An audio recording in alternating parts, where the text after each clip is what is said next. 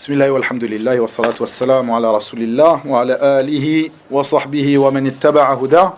Amma ba'du, aujourd'hui le 16 du mois de Rabi'an al-Akhir de l'année 1443 après la hijra de notre prophète Muhammad sallallahu alayhi wa sallam, nous entamons le 7e et dernier cours de notre série de cours sur le commentaire de Al-Usul al-Sitta, les 6 fondements de Cheikh al-Islam Muhammad ibn Abdul Wahhab ibn Sulaiman al-Tamimi rahimahullah ta'ala. Il dit rahimahullah dans le sens de ses paroles, le 6e fondement: réfuter l'ambiguïté que le diable a introduite quant au fait de délaisser le Coran et la Sunna et de suivre à la place diverses opinions et passions. Et cette ambiguïté établit que le Coran et la Sunna ne peuvent être compris que par le savant capable de fournir des efforts d'interprétation. Al-Mujtahid al-Mutlaq. Al-Mujtahid al-Mutlaq. Le savant capable de fournir des efforts d'interprétation et qui doit répondre selon eux à tel et tel critère que ne remplissent peut-être même pas Abu Bakr et Omar radiyallahu anhuma.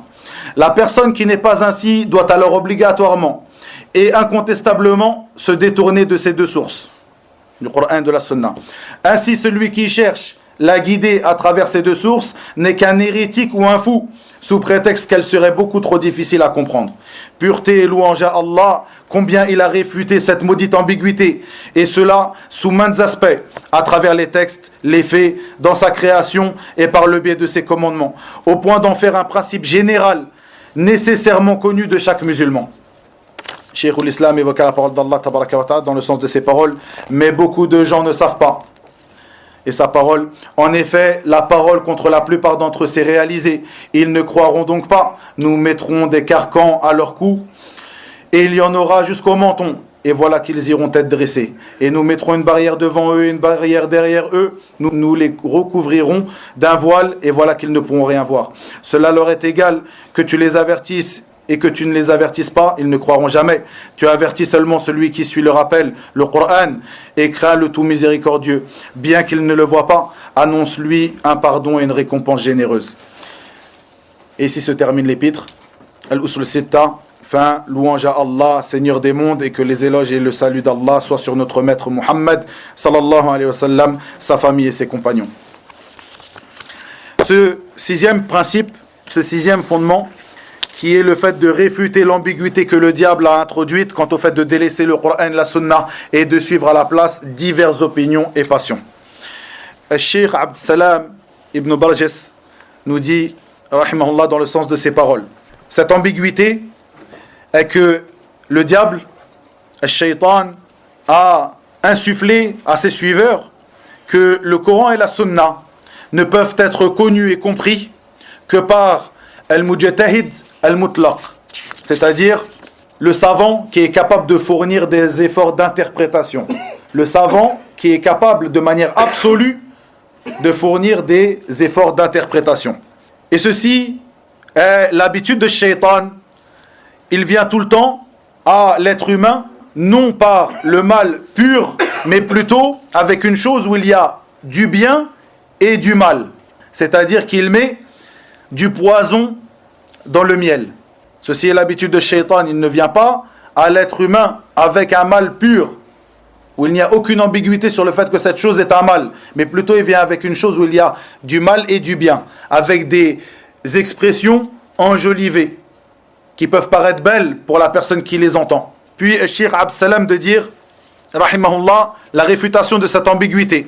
Le fait de dire que le Coran et la Sunna ne peuvent être compris que par ce savant qui a atteint ce rang de mujtahid, celui qui peut faire l'effort d'interprétation de manière absolue, al-mujtahid al-mutlaq. Ceci est une parole qui est fausse sans aucun doute, car la réflexion et le fait de sortir des textes, des bénéfices, de tirer des textes des bénéfices et des règles, ceci n'appartiendra que à cette personne al-mujtahid que lorsque ces textes sont des textes qui ne peuvent être compris que par lui. C'est-à-dire que, à la base, les textes du Coran et de la Sunna ont été révélés pour l'ensemble des croyants. Et il y a certains sujets qui demandent d'avoir les outils pour faire cet effort d'interprétation, pour pouvoir ressortir les règles de ces derniers, comme on va le voir. Et comme le dit Allah tabaraka wa ta'ala dans le sens de ces paroles, Quand leur parvient une nouvelle rassurante ou alarmante, ils la diffusent. S'il l'a rapporté aux messagers et aux détenteurs du commandement parmi eux, ceux d'entre eux qui cherchent à être éclairés, auraient appris la vérité de la bouche du prophète et des détenteurs du commandement. Et n'eût été la grâce d'Allah sur vous et sa miséricorde, vous auriez suivi le diable, à part quelques-uns. Ceux qui cherchent à être éclairés, c'est comme ça qu'ils ont traduit « Alladhina yastanbitunahu minhum » ceux qui utilisent l'istinbat, c'est-à-dire le fait de ressortir les règles des textes du Coran, de la Sunna.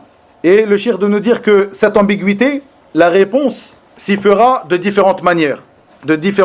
Parmi ces manières, l'ordre qui a été donné aux gens de suivre dans leur religion ou de se comporter dans les affaires de leur religion sous l'obéissance d'Allah et de son prophète. De manière générale, il a été donné aux gens, dans les affaires de leur religion, de se comporter selon l'obéissance qu'ils voient à Allah et à son prophète. Ceci de manière générale. Et il rapporte, rahimahullah, la parole d'Allah Azza wa Jal, où il dit dans le sens de ces paroles, « Et si tu obéis à la majorité de ceux qui sont sur la terre, ils t'égareront du sentier d'Allah. Ils ne suivent que la conjecture et ne font que fabriquer des mensonges. » Puis il dit, rahimahullah, la deuxième manière de répondre à ceux qui viennent avec cette ambiguïté, l'ordre d'Allah qu'il nous a donné de méditer sur son livre. Allah Azza wa Jal a ordonné à l'ensemble d'entre nous d'obéir à Allah et à son prophète. Ceci est la première manière de leur répondre. Pas seulement à celui qui a les outils pour faire l'effort d'interprétation, mais à l'ensemble d'entre nous. La deuxième de ces réponses, l'ordre d'Allah qu'il nous a donné de méditer sur son livre. Pas seulement à ceux qui ont atteint un rang dans la science, mais à l'ensemble d'entre nous, de méditer sur son livre. Comme il le dit, tabaraka wa ta'ala, dans le sens de ses paroles, « Voici un livre béni que nous avons fait descendre vers toi, afin qu'il médite sur ces versets et que les doués d'intelligence réfléchissent. » Ceci est un ordre qui est donné à l'ensemble d'entre nous, et pas seulement à celui qui aura atteint un certain rang dans la science. Puis Cheikh de nous dire, et il n'est pas permis de penser que Allah tabaraka wa ta'ala a fait descendre ce livre afin de rechercher la bénédiction auprès de lui seulement, ou alors afin de le mémoriser uniquement, mais plutôt il a fait descendre son livre sur nous pour que nous le méditions, et cette méditation est accessible à l'ensemble d'entre nous, et chacun en fonction de ce qui lui aura été donné. Et sans aucun doute, le savant ne médite pas sur le livre d'Allah comme médite la personne des gens de la masse. Et Cheikh Ibn Uthaymin rahimahullah, dans l'explication de ce fondement, a dit, il dit al-ijtihad, c'est-à-dire l'effort d'interprétation. Quel est-il? Qu'est-ce que l'ijtihad? Puisque cette ambiguïté nous dit que ne pourra comprendre le Coran et la Sunna, les textes du Coran et la Sunna, que celui qui aura atteint ce rang, le rang de l'ijtihad, de l'effort d'interprétation. Qu'est-ce que l'effort d'interprétation?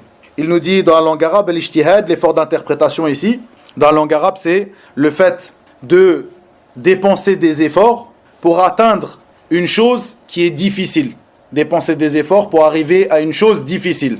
À partir de là, tu auras fait cet effort, l'ijtihad. Et dans la terminologie scientifique, l'ijtihad, l'effort d'interprétation, ce sera le fait de dépenser des efforts pour arriver à un jugement religieux. Badlul jahdi li idraki amrin shar'i ou hukmin shar'i. Dépenser des efforts pour atteindre un jugement religieux. C'est ça l'ijtihad, l'effort d'interprétation de manière générale. Puis, Cheikh de rapporter les conditions de cet ijtihad. C'est-à-dire, est-ce que c'est tout le monde qui peut faire l'ijtihad? Est-ce que toi, tu peux faire l'ijtihad, tu peux faire l'effort d'interprétation? Prendre les textes du Coran et de la Sunna et faire l'effort d'interprétation. On vient de voir dans la parole de Cheikh Abd Salam Ibn Barjes que le Coran a été descendu pour que nous le méditions. Et ceci n'est pas propre aux gens de science. Mais l'ensemble des musulmans doivent méditer le livre d'Allah Azza wa Jal. C'est-à-dire que Allah Azza wa Jal n'a pas fait descendre sur son livre pour que seuls les doués de science, ceux qui auront atteint un certain rang, un certain niveau dans la science et avoir réuni certains outils dans la science, puissent comprendre le livre d'Allah. Plutôt, l'ensemble d'entre nous peut comprendre ce que Allah Azza wa Jal veut de toi. Mais il y a certaines affaires, certains sujets religieux qui, eux, demandent une personne qui aura réuni certains outils, comme on l'a vu dans la parole de Cheikh Abd Salam. Donc, il nous convient de comprendre ce qu'est l'ijtihad, ce qu'est cet effort d'interprétation, pour voir un petit peu à quoi ces gens qui s'attachent à cette ambiguïté veulent nous ramener. Le fait que les gens de la masse, qui sont, comme son nom l'indique, les gens de la masse, la plupart des musulmans doivent délaisser le Coran et la Sunna et prendre leur religion de qui? D'un petit groupe de personnes qui auront atteint un rang qui est le rang de l'ijtihad, et pas n'importe quel ijtihad, l'ijtihad al-mutlaq, c'est-à-dire l'effort d'interprétation de manière absolue. Comme on va le voir, l'ijtihad, l'effort d'interprétation est de différents degrés, comme on va le voir ici. Et donc ces gens-là, ils disent que la masse des musulmans, et c'est ça l'ambiguïté, la masse des musulmans ne peuvent pas comprendre le livre d'Allah que par l'intermédiaire de certaines personnes qui eux auront atteint un rang, qui est le rang de l'effort d'interprétation absolue. Comme l'a dit Cheikh l'Islam, il donne des conditions, que peut-être ces conditions on ne les retrouve même pas chez Abu Bakr et Omar, les plus savants de cette communauté, radiyallahu anhuma. Et leur but par cela, c'est que les musulmans aient besoin de revenir vers ce petit groupe de gens, délaissent le Coran et la Sunna, les preuves, et reviennent aux paroles de telle et telle personne. Pour résumer, ils appellent les gens à quoi?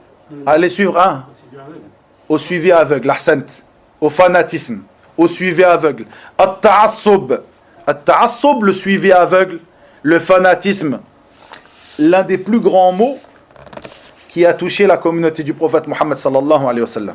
Et parmi ce fanatisme et ce suivi aveugle, ce qui est connu comme at-ta'assub al-madhhabi, pas seulement at-tamadhhub, le fait de choisir un madhhab, ce n'est pas dans cela qu'il y a la chose blâmable, de prendre un madhhab parmi les madhahib al-fiqhiyya, les écoles de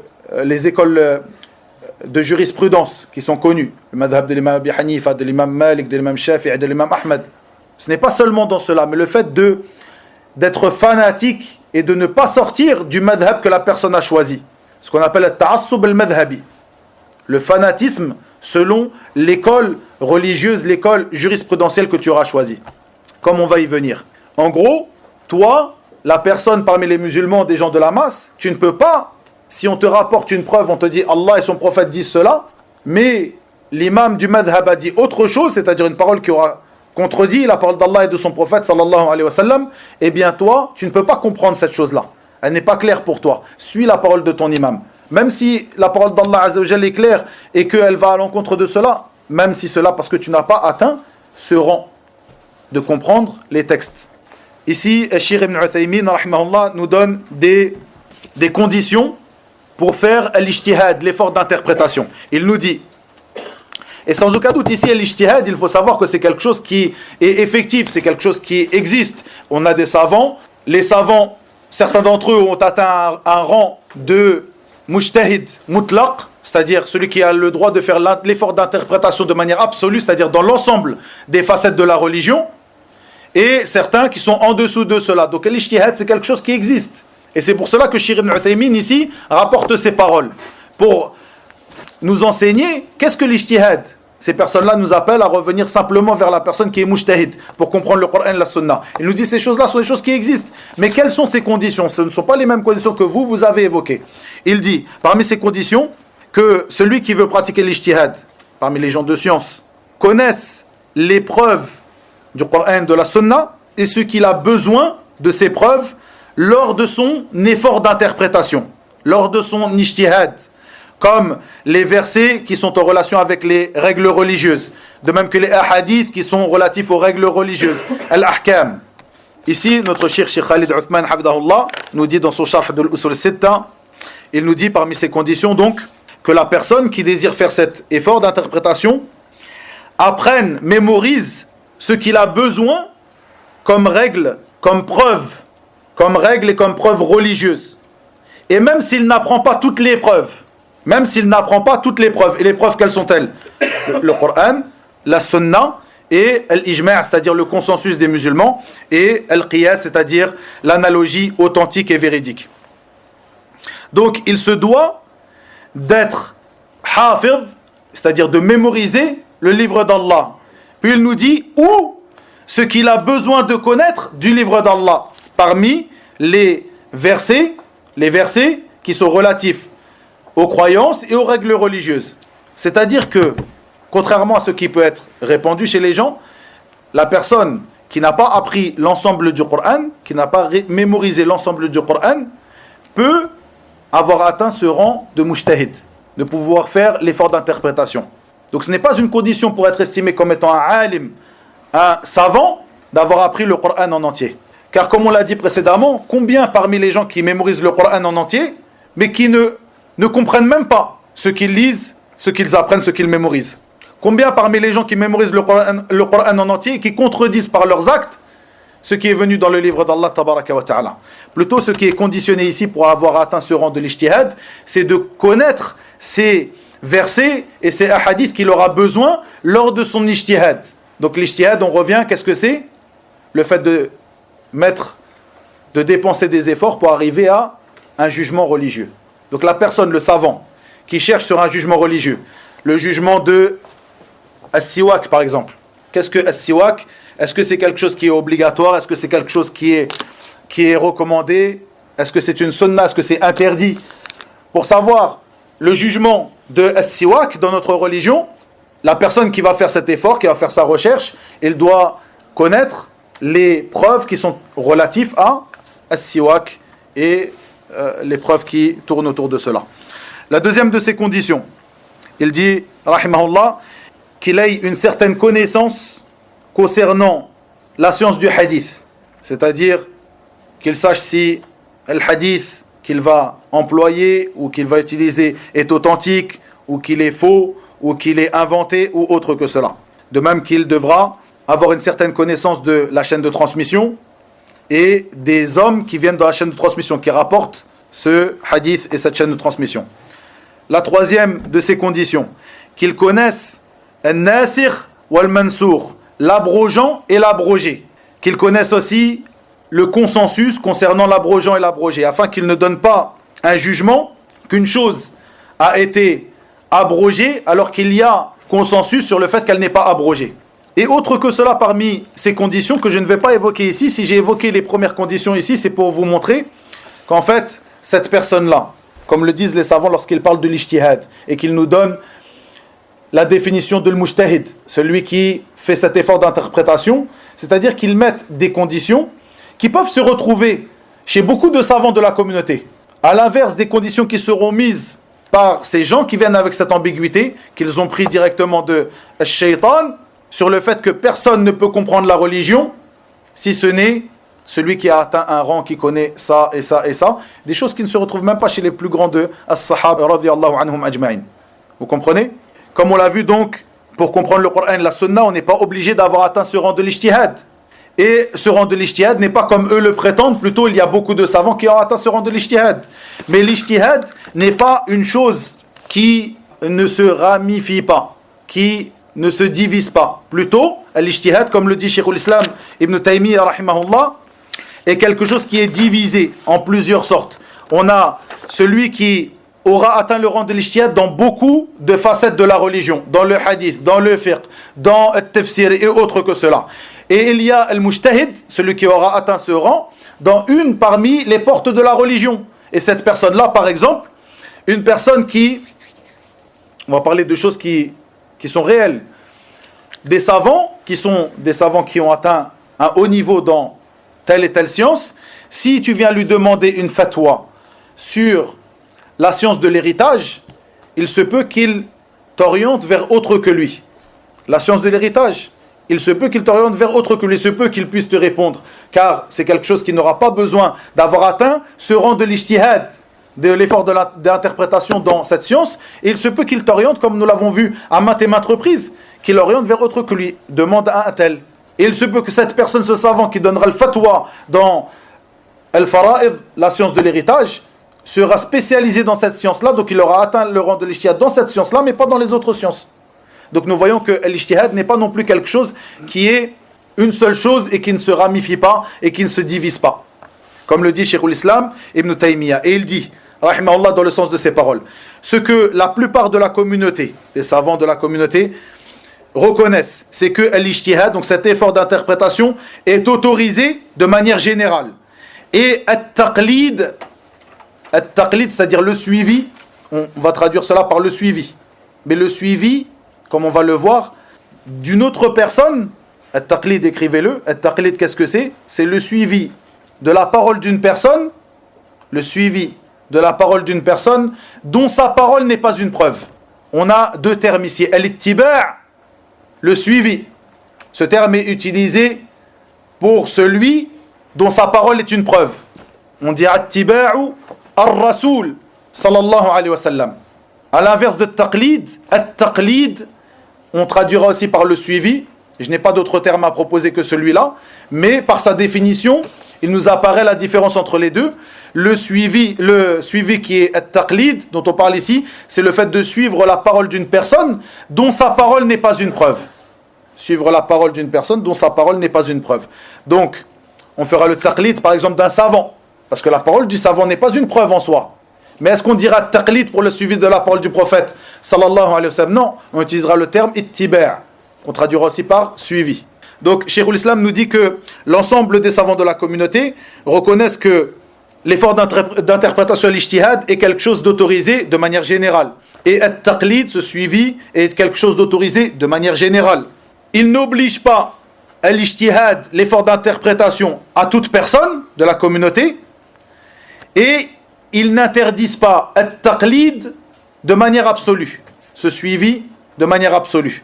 Ils n'obligent pas non plus at-taqlid à toute personne. Cette parole-là est très importante de Cheikh l'Islam Taymiyya, car elle répond à cette ambiguïté. Ils n'obligent pas non plus, ça c'est la parole de l'ensemble des savants, de la grande majorité des savants de cette communauté, ils n'obligent pas non plus le taqlid, ce suivi, à toute personne. Et ils n'interdisent pas non plus al-ijtihad à toute personne. Puis il dit, ils reconnaissent, donc la majorité des savants de la communauté, ils reconnaissent que al-ijtihad, l'effort d'interprétation ici, est autorisé pour celui qui en aura la capacité. Et le taqlid, ce suivi, est autorisé pour celui qui n'aura pas la capacité de faire cet ijtihad. Ici on a un détail qui est très important et très concis de Cheikh l'Islam. Puis il dit, concernant celui qui a la capacité de faire l'ijtihad, celui-là, est-ce qu'il n'a pas le droit de faire le taqlid? Il répond, il dit, à propos de cela, il y a une divergence, mais ce qui est authentique, c'est que il aura le droit de faire le taqlid, le suivi d'une autre personne parmi les savants. Donc on a dit, celui qui fait l'ijtihad, c'est cette personne qui a rempli ses conditions. Est-ce que cette personne, du moment qu'il remplit ses conditions, il n'a pas le droit de suivre la parole d'un autre? Il dit, Cheikh l'Islam, qu'il aura le droit de le faire, de suivre la parole d'un autre, au moment où il ne pourra pas faire l'ijtihad. On va résumer par un exemple. On a un savant qui lui a atteint le rang de mujtahid. Il a rempli ses conditions pour faire l'effort d'interprétation. Celui-là, est-ce que, en faisant, on a dit l'effort d'interprétation, c'est de dépenser ses efforts pour arriver à un hukm shar'i, à une sentence légiférée, à un jugement religieux. Si ce savant, cette personne qui a rempli les conditions de l'ijtihad, dépense ses efforts, mais qu'il n'arrive pas à ce jugement religieux, après recherche, il n'arrive pas à ce jugement, il n'y arrive pas à trouver un jugement religieux. Est-ce qu'il aura le droit de faire le taqlid, c'est-à-dire de prendre la parole d'un autre parmi les savants? Oui, il aura le droit, c'est ce qu'il explique chez l'Islam ici. Donc, certaines personnes, ils disent que le taqlid, le fait de prendre la parole d'une autre personne dont sa parole n'est pas une preuve, c'est interdit. On a vu ici que c'est quelque chose d'autorisé. La personne, parmi les gens de la masse, lorsqu'il vient voir le savant, il dit « Donne-moi le fatwa à propos de cela ». Le savant lui donne le fatwa. Il lui dit ceci est autorisé, ceci n'est pas autorisé. Cette personne-là qui fait partie des gens de la masse, il n'a pas la possibilité de chercher, il n'a pas la possibilité de comprendre les textes. Donc il prend cette parole-là, il prend la parole du savant, et à ce moment-là, il aura fait ce suivi. Il aura pris la parole du savant. Est-ce que la parole du savant, c'est une preuve en soi? Non. Mais il aura pris sa parole parce qu'il n'a pas la possibilité d'arriver à cela. Est-ce que la personne des gens de la masse va voir le savant, lui dit, est-ce que la prière est obligatoire? Pourquoi? C'est quelque chose de connu, par nécessité, par la communauté. Wa aqimus salat. Les musulmans savent que les 5 prières sont une obligation pour le musulman. Est-ce qu'à ce moment-là, il va aller voir quelqu'un et peut-être cette personne lui dit, c'est pas une obligation, tu peux délaisser la prière. Et on lui demande pourquoi tu as délaissé la prière, elle dit, j'ai pris la parole du mufti, il m'a donné ça, j'ai fait le taqlid. Non, ça c'est interdit pour lui. Vous comprenez? Mais dans certaines affaires religieuses où la personne ne peut pas comprendre les textes du Coran et de la Sunna, eh bien à ce moment-là, il pourra prendre la parole d'une autre personne. Ça, c'est un résumé par rapport à cette ambiguïté-là. C'est un résumé par rapport à cette ambiguïté-là. Maintenant, pour terminer, et ceci est le résumé aussi de la parole de Cheikh Ibn Uthaymin, rahimahullah, c'est-à-dire que Cheikh Ibn Uthaymin, dans sa parole, dans son explication de Usul Sitta, a un peu plus détaillé la parole du Cheikh l'Islam Ibn Taymiyyah ici. Notre cher Cheikh Khalid nous dit ici dans son explication de l'Usul Sitta, il dit qu'un groupe de gens, parmi al-fuqaha, parmi les juristes, ont obligé à chacune des personnes de cette communauté de prendre un imam qu'il suivra dans l'ensemble de ses paroles et dans l'ensemble de ses fatawa et dans l'ensemble des affaires de sa religion. Il ne doit jamais sortir des paroles de l'imam. Ici vous avez compris que généralement on parle de ceux qui justement sont tombés dans ce fanatisme à propos d'une école religieuse. Ils disent tu es obligé de suivre une école, et au-dessus de cela, au-dessus de dire que tu es obligé de suivre une école, ils disent tu es obligé de suivre, à partir du moment où tu as choisi une école, de suivre l'imam de cette école ou les paroles des gens, des savants de cette école dans toutes les facettes de ta religion. Tu as choisi d'être Maliki, Hanbali. À partir du moment où tu veux œuvrer, tu n'as pas le droit d'ouvrir, tu as choisi d'être Hanbali. On te donne un livre dans le fiqh de l'imam Malik, par exemple. Il dit non, moi je ne peux pas lire là-dedans, parce que je suis Hanbali. Et certains, comme le dit notre cheikh ici, que certains d'entre eux ont même obligé la personne des gens de la masse, de la communauté, que lorsqu'il va avoir un mufti, qui est un autre que quelqu'un de son madhab, il lui donne comme condition pour accepter sa fatwa, qu'il lui donne la fatwa selon son madhab à lui. C'est-à-dire la personne, il se dit maliki. Quand il va avoir un savant, parmi les savants du madhab de l'imam Ahmad, il a le droit de prendre sa fatwa qu'à une condition, qu'il conditionne ou qu'il mette comme condition à ce mufti de lui donner la fatwa selon son madhab, sinon il ne la prend pas. Vous vous rendez compte jusqu'où on est arrivé? Alors que l'ensemble de ces savants, l'ensemble de ces imams ont tous eu la même parole. Si ma parole contredit la parole du prophète sallallahu alayhi wa sallam, prenez ma parole et jetez-la contre le mur. Prenez ma parole, jetez-la contre le mur, et prenez et suivez la parole du prophète Muhammad sallallahu alayhi wa sallam. Et l'ensemble de ces savants, de ces imams ont dit la même parole. In sahha al-hadith fa huwa madhhabi. Si le hadith est authentique, c'est mon madhhab. Tous. Donc celui qui sera un véritable suiveur de tel ou tel madhhab, c'est celui qui suivra le prophète sallallahu alayhi wa sallam dans l'ensemble des facettes de sa religion. Et ceci même si la preuve se trouve auprès d'un imam d'un autre madhhab. Ceci est très important. Et vous voyez que l'état de certains de ces gens est arrivé au fait que dans certains livres de certains madhahib, ils disent qu'il est meilleur de se marier avec une femme des gens du livre plutôt que de se marier avec une femme qui s'apparente à un autre madhab que le sien. Les femmes du gens du livre sont meilleures pour lui qu'une musulmane, mais de tel madhab qui va à l'encontre de son madhab. Ceci est écrit dans des livres qui sont estimés dans ces madhab. Vous vous rendez compte? Donc tout cela est une des plus grandes épreuves qui a touché la communauté du prophète sallallahu alayhi wa sallam, et c'est ceci qui est voulu par cette ambiguïté qui est venue de Shaitan, le fait de délaisser le Coran et la Sunna et de suivre la parole des hommes. Pour terminer,